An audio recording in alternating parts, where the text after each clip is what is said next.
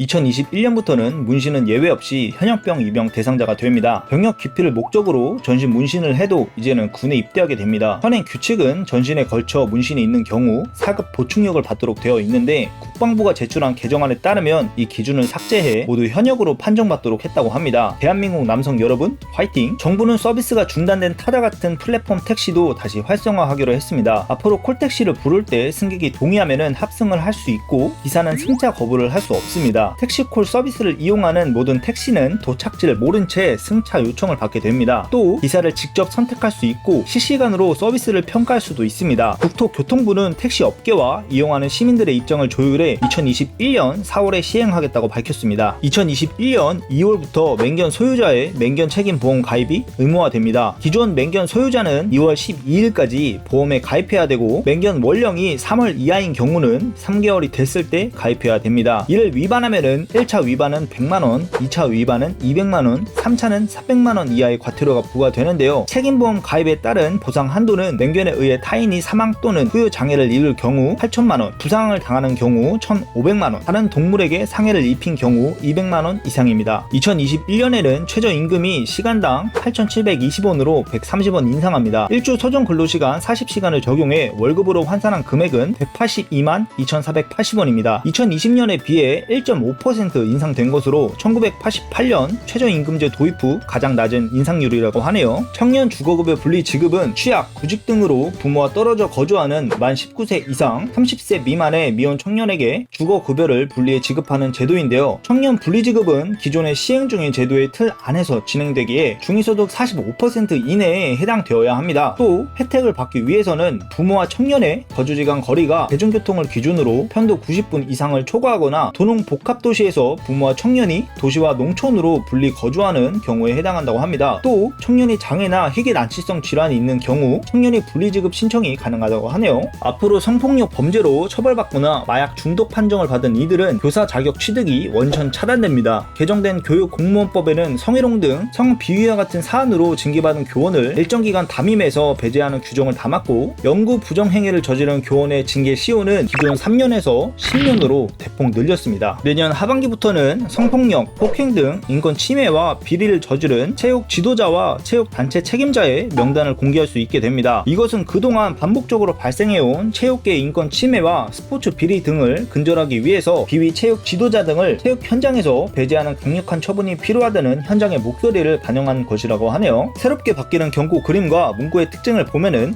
암, 구강암, 심장질환, 뇌졸중 등 구종의 경고 그림은 새로운 그림으로 교체하고 경고 효과를 극대화하고자 한다고 합니다. 경고 문구의 경우 질병 발생의 증가도를 수치로 제시하는 현행 주제 전달 방식은 유지하되 문구의 전달력을 높이기 위해 보다 간결하게 표현했다고 합니다. 경고 그림과 문구를 새롭게 교체하는 이유는 기존 그림과 문구에 대한 익숙함과 내성에서 벗어나 경고 효과를 높이기 위함이라고 하네요.